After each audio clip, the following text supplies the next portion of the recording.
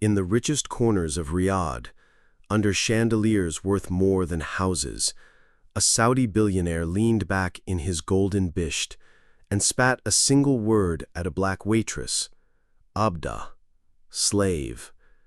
The laughter of his friends shook the restaurant. But what they didn't know? She understood everything. In the heart of Riyadh, where wealth drips from every chandelier and silence bends before power, stood a restaurant that looked less like a place to eat and more like a golden palace. The chandeliers shimmered like falling stars, velvet seats swallowed men in luxury, and marble floors reflected the faces of those who believed the world belonged only to them. At the grandest table, closest to the stage of attention, sat Khalid al-Mansour, a billionaire oil tycoon, feared and admired in equal measure. His white thob gleamed, his red gutra rested perfectly under a black bisht lined with gold threads so fine they caught every flicker of light. He looked less like a man and more like a symbol of absolute dominance, money, power, and the arrogance that comes with both. Around him sat his circle of wealthy friends, men who had grown fat not only on food but on privilege too. They laughed with every story he told, clapped with every boast he made, and leaned in as though his words were worth more than the gold that decorated their fingers. Glasses clinked, forks scratched against porcelain, and servants moved silently, as invisible as shadows. The air was thick with the smell of saffron lamb, roasted salmon, and the faint trace of expensive colognes.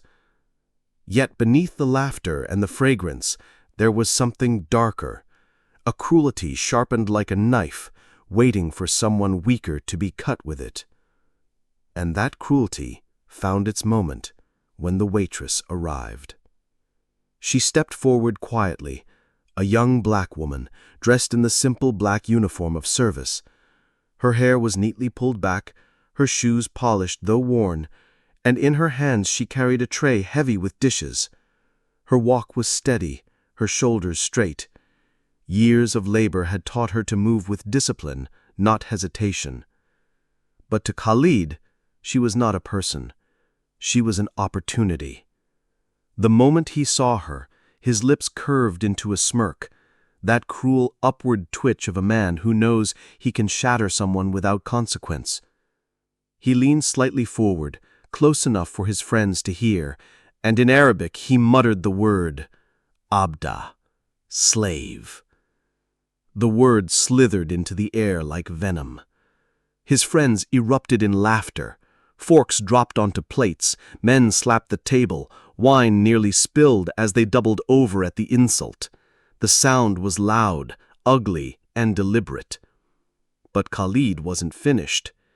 As she bent to place the lamb on the table, he added another word, dragging it out like a whip. Kadem, servant, unworthy, less than. His friends roared again. The restaurant seemed to shrink around their noise, as if cruelty had taken center stage and demanded applause. Other diners glanced, but said nothing. Silence is often the companion of power. The waitress's face stayed calm. She placed each plate with care, her movements precise, her posture unbroken. But inside, each insult hit like a stone, every laugh like fire against her skin, yet she did not flinch. Because, unlike them, she understood everything. What Khalid and his friends didn't know, what made their arrogance even hollower, was that she had lived in Riyadh for years. She had studied here. She had graduated here. She had built her survival in this very city.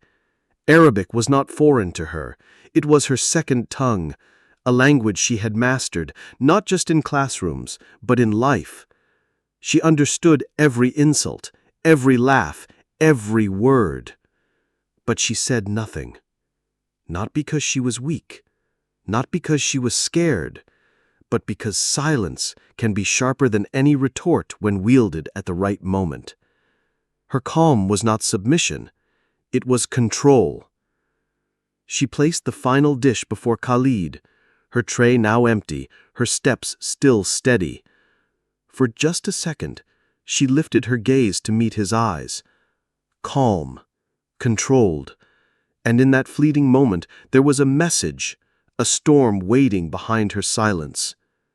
Khalid mistook it for fear. He leaned back, basking in his power, feeding on the laughter of his companions. To him, she was nothing but a servant, someone invisible, someone voiceless. But the truth was the opposite. She was not voiceless. She was waiting.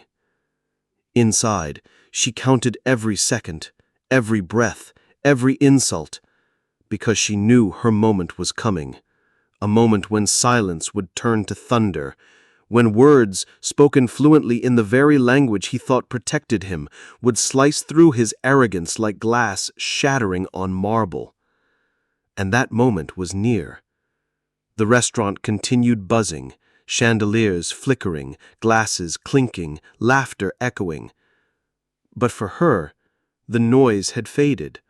All she heard was the rhythm of her own breath, steady and strong. All she felt was the weight of her decision. Hold, wait, strike. Khalid smirked again, tossing another cruel remark in Arabic to his friends, convinced the world would always bend to his wealth, that no servant could ever challenge him. But his empire of arrogance had already cracked, because the woman standing before him wasn't powerless. She was not silent. She was not blind. She was fluent. She was prepared.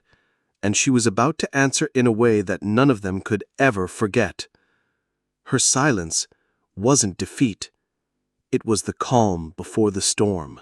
The laughter from Khalid and his friends echoed through the ornate dining hall, bouncing off the golden walls and carved ceilings like a cruel melody. To the other guests, it might have sounded like the joyous banter of the wealthy, men indulging in fine food and richer company. But to the black waitress balancing her tray, every chuckle, every smirk, every word in Arabic was a dagger. Still, she didn't flinch. Her footsteps were even, her hand steady, her eyes calm. She had served in this restaurant for years. She had seen arrogance dressed in silk and cruelty wearing perfume. But this was different. This was not just arrogance, it was contempt. Khalid leaned back in his chair, adjusting the black and gold bisht draped across his shoulders. His jeweled watch caught the light as he gestured broadly, his voice booming in Arabic. Abda, he repeated, louder this time, emphasizing the word so his friends could hear it clearly. Slave. The laughter grew harsher. His friends clapped him on the shoulder, some snapping their fingers to call her over like she was livestock. She placed the salmon fillet before him without meeting his eyes, not because she was afraid, but because she had already decided he would not break her tonight. The men's laughter rolled on. They assumed she was nothing more than a shadow in their world of luxury, a servant who would return to her corner, bow her head, and vanish when dismissed. But they assumed wrong, because behind the waitress's calm eyes was a woman who had studied in Riyadh's universities, who had memorized classical Arabic poetry, who knew the Quran in its original tongue, and who had once dreamed of becoming a teacher. She had chosen this work to support her family, but every word they threw at her tonight only sharpened the blade she carried silently inside. One of Khalid's younger companions leaned across the table, his cologne thick and sweet. "She doesn't understand a word," he sneered, switching briefly to English for effect. "Look at her, quiet as a mouse." He mimicked carrying a tray, stumbling and laughing until the others nearly spilled their drinks. Khalid slapped the table, the sound sharp and commanding, then muttered again in Arabic. Khadim, nothing more, a servant, a tool, a body without dignity. The waitress inhaled quietly, the air burning as it filled her lungs. She placed the last plate on the table, adjusted it perfectly, and stepped back.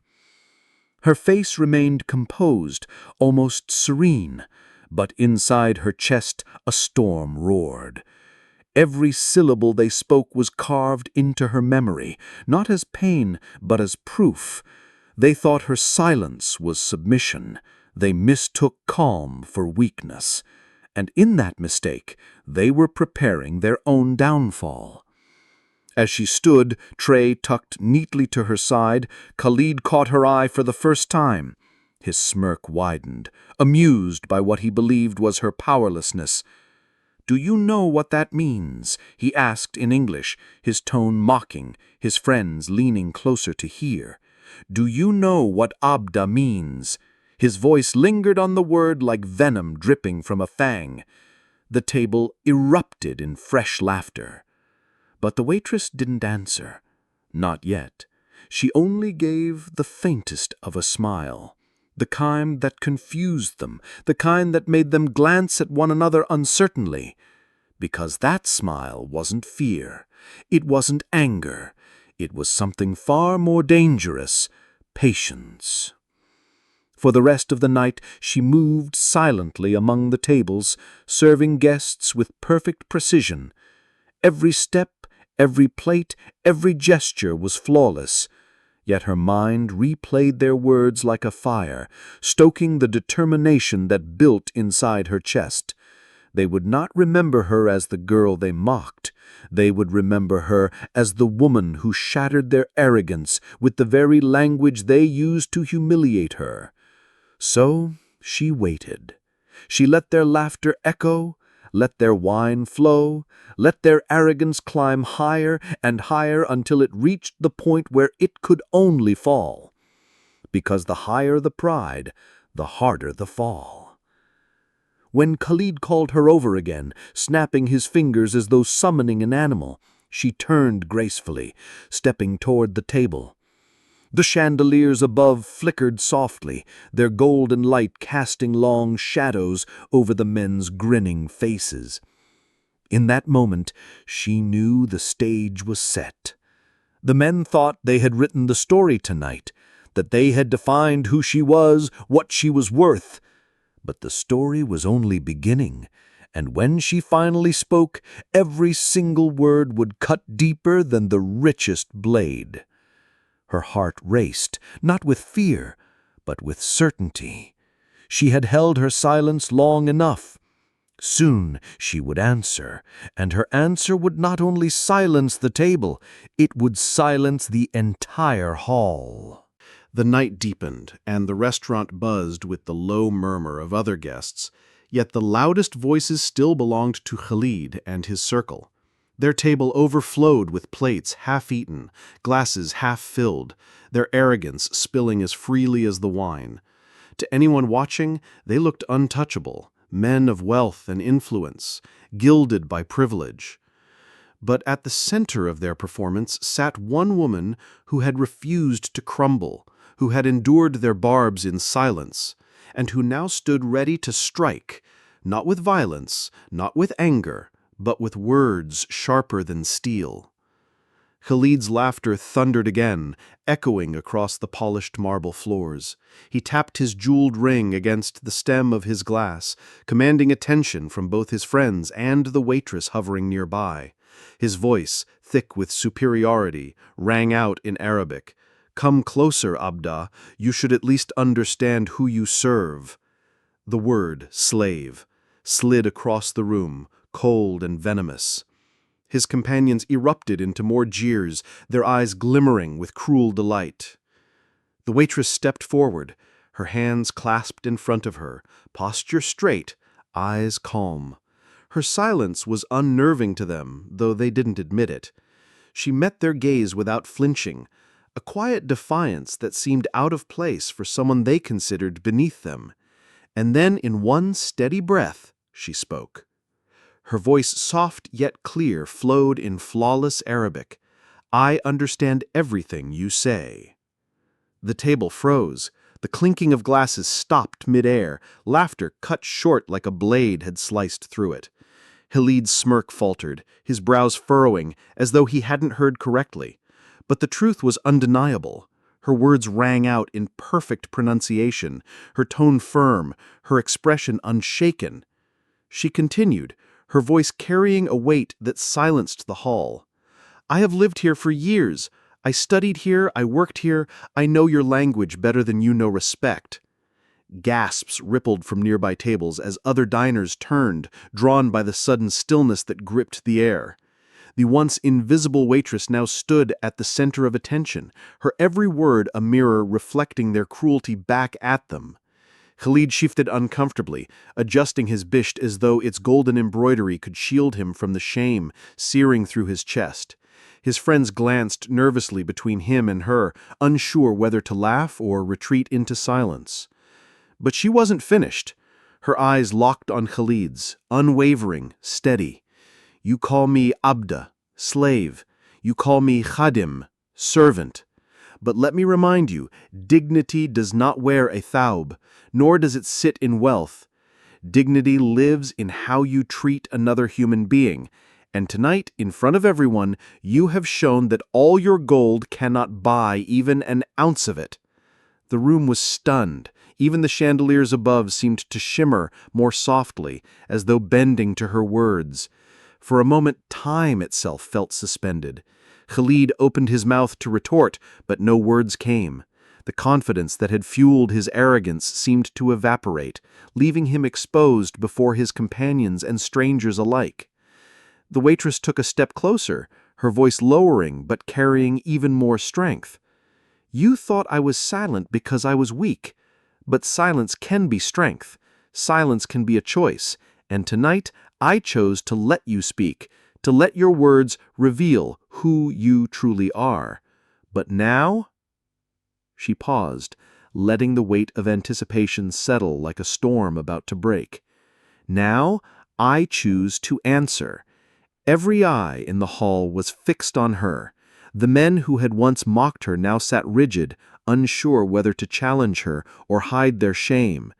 Khalid clenched his jaw, his hand tightening around his glass, but still he said nothing. His words had pierced deeper than any insult he could conjure. And then, almost as though directing not just the men before her, but the entire room, she said, "Do not mistake wealth for worth. Do not mistake power for respect. And do not mistake silence for submission. I am not what you called me. I am not your abda. I am not your khadim. I am a human being, and that is something no man, no title, no gold can strip away." The silence that followed was absolute. The friends who had roared with laughter minutes earlier now shifted in their seats, unable to meet her gaze. Other guests whispered, some nodding in quiet admiration. The balance of the evening had shifted entirely. The men who had thought themselves untouchable were now the ones exposed, their arrogance unraveled by the very woman they had dismissed. The waitress turned, calm and unshaken, her tray tucked at her side like a shield she no longer needed. She walked away, her footsteps echoing through the hall. Behind her, Khalid sat in stunned silence, his pride shattered not by force, but by the undeniable truth spoken in his own tongue. In that moment, she was no longer invisible. She was unforgettable. The restaurant buzzed with tension that refused to dissolve. Every guest who had witnessed the exchange carried the weight of what had just happened. Whispers traveled quickly from table to table, an invisible tide of murmurs swelling into a storm. Words like slave, Kadim, and her defiant reply, "I understand everything you say," echoed in the minds of strangers who now looked at Khalid and his friends with something new: disdain. Khalid sat frozen in his gilded chair, his jeweled hand trembling slightly as it gripped the glass he no longer had the appetite to drink from. His face, once smug and radiant with superiority, had soured into a storm of embarrassment. His friends, sensing the shift, leaned back uneasily. These were men accustomed to power, to commanding silence through wealth and reputation. Yet in this moment, silence had betrayed them. It was no longer a weapon. It was their prison. One friend broke the stillness, muttering, "Khalid, she can't talk to us like this." But his voice lacked conviction. The others remained quiet, their earlier laughter curdling into shame. Khalid's jaw tightened. Pride clawed at him, desperate to reclaim control. He slammed his palm against the table, the sound cracking through the hall. Glasses rattled, forks clinked against plates. "She is nothing," he barked in Arabic, his voice booming but hollow, stripped of the authority it once carried. But his words fell flat. The energy in the room no longer obeyed him. The diners watching from nearby tables did not nod in agreement. They frowned, their eyes narrowing at the man who thought wealth could erase his cruelty. His declaration only deepened his humiliation. The waitress, standing several paces away, turned back to face him. Her expression remained calm, her voice measured. "If you believe I am nothing," she said in Arabic, each syllable cutting through the charged air, "then why do you tremble when I speak?" The restaurant erupted in gasps. Some covered their mouths, others exchanged glances filled with shock and awe. Even the staff paused, their trays suspended midair as though time itself leaned closer to hear what would come next. Khalid's lips parted, but nothing came out. The question lodged itself in his throat, suffocating any attempt to retaliate. Because in truth, he was trembling, not visibly to the untrained eye, but inside, his pride quaked like a fragile tower on the verge of collapse. The waitress walked closer again, not in fear, but in strength. Her eyes locked on him, unwavering. "You thought your words had power because of your wealth, but wealth only buys silence, not respect. And tonight, silence has abandoned you." A murmur of agreement rippled through the crowd. Khalid's friends shifted in their seats, sweat glistening at their temples. These were men of influence, but influence depended on perception, and right now, perception was slipping from their grasp. One of them leaned toward Khalid, whispering urgently, "Leave it, brother, enough." Another muttered, "People are watching, this could spread." Their voices were low, but the fear in them was evident. But Khalid could not yield. His pride screamed louder than reason. He rose from his chair abruptly, the bisht falling from his shoulders in a ripple of gold-lined fabric. He pointed at the waitress, his hand shaking, not from rage, but from the terror of defeat. "You dare humiliate me in my city?" he growled. "Do you know who I am?" The waitress did not flinch. Her response was quiet, almost gentle, but devastating. "Yes, I know exactly who you are. You are a man who hides behind wealth because he has nothing else." The blow landed harder than any strike could. The room went utterly silent. For a moment even the chandeliers seemed to dim. His arm fell back to his side, his chest heaving with shallow breaths. His friends avoided his eyes, unwilling to share in his shame. The waitress looked around the hall, her gaze touching not just the men before her, but every witness. Respect is not given by gold. Respect is earned by heart. And if you cannot see the humanity in the people who serve you, then no matter how many titles you have, it will not save you. People at the surrounding tables began to nod. Some clapped softly, hesitant at first, then stronger as courage spread. The quiet applause grew, and within moments, the hall resonated with it. Not thunderous, but steady. A rhythm of solidarity that stripped Khalid of whatever authority he thought remained. For the first time in years, Khalid felt powerless. His world had always bent to his will, but tonight, before strangers and companions alike, it had shattered. His wealth could not silence her. His titles could not shield him. His arrogance had collapsed under the weight of her truth. The waitress bowed her head slightly, not in submission, but as a mark of dignity, then turned and walked away.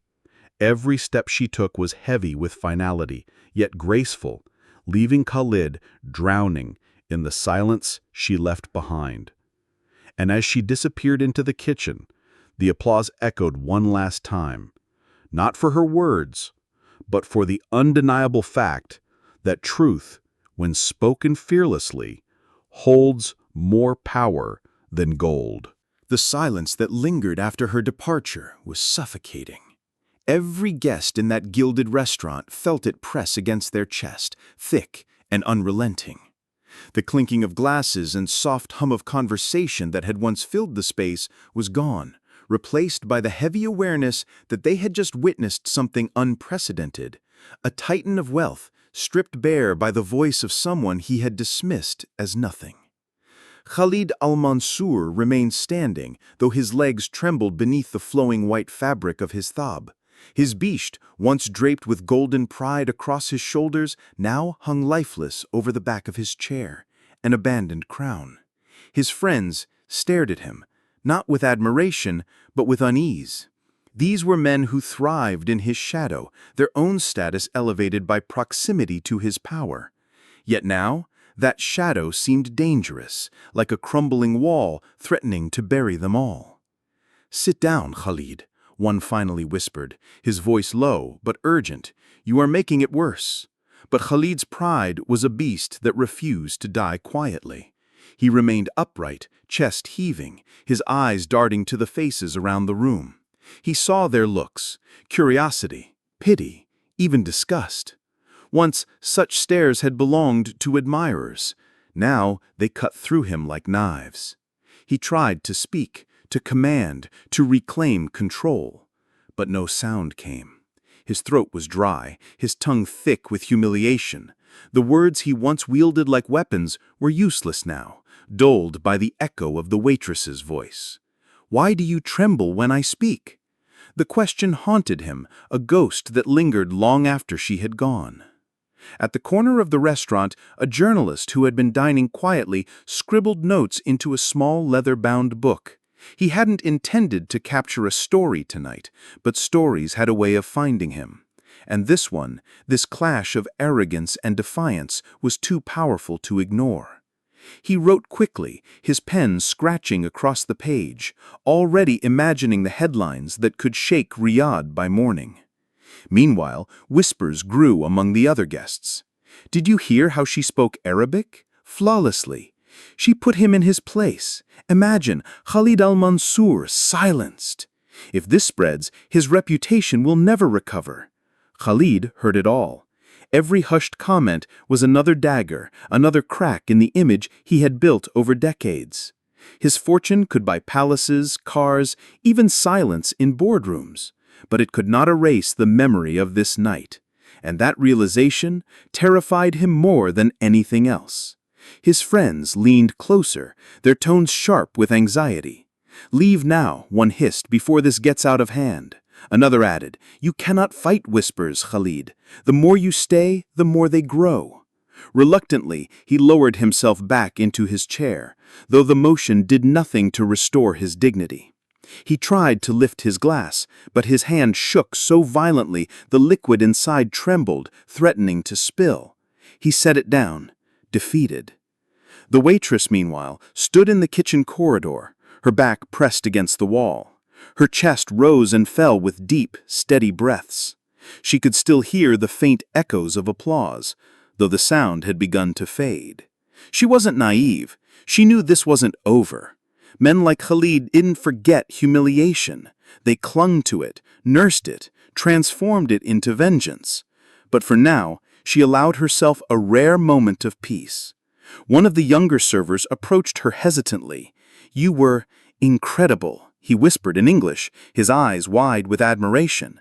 "I didn't know anyone could speak to him like that." She smiled faintly, though her hands still trembled. "Sometimes," she replied softly, "the truth has to be spoken, no matter the cost." Back in the dining hall, the applause had subsided, replaced by murmured conversations about what might come next. Some guests pulled out their phones discreetly, typing furiously, sending messages that would spread the story across Riyadh within hours. Others shook their heads, murmuring prayers, knowing how fragile reputations could be in a city where honor was currency. Khalid sat in silence, his friends circling him like guards around a wounded king. But their loyalty was cracked, their confidence shaken. They weren't there to protect him anymore. They were there to protect themselves from his downfall. One finally said aloud what the others had been thinking. "This cannot leave this room." His tone was firm, desperate. "We pay the staff. We silence them. Do you understand?" But even as he spoke, he knew it was futile. Too many had seen. Too many had heard. Truth was not so easily buried, not when it had already taken root in the minds of witnesses who would carry it beyond these walls.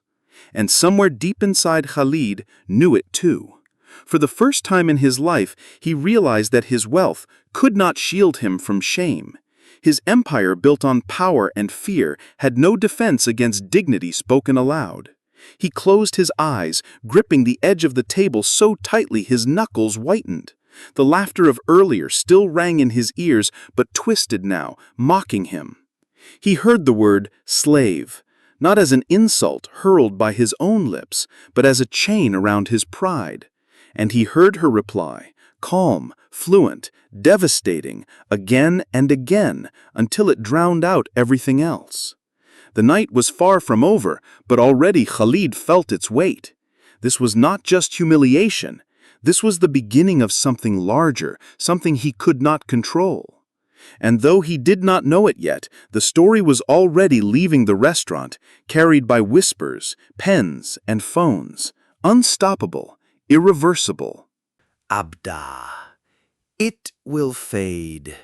Silence can be survival, but truth his freedom. She had not just spoken back to a man. By morning, Riyadh buzzed with a story that no one had expected, yet no one could resist sharing. It traveled first through hushed phone calls between guests who had been present, then leapt across WhatsApp groups, carried by shaky voice notes filled with awe. By the time sunlight spilt over the city's gleaming skyscrapers, the incident at the restaurant was no longer a secret. It was a wildfire. In cafes and offices, in markets and boardrooms, the whispers grew. Did you hear about Khalid al-Mansour, the billionaire? What happened? He was humiliated by a waitress and in his own language. The story bent and twisted as it spread, but the essence never changed. A man of immense wealth and power had been silenced, not by another elite, but by the very person he sought to belittle.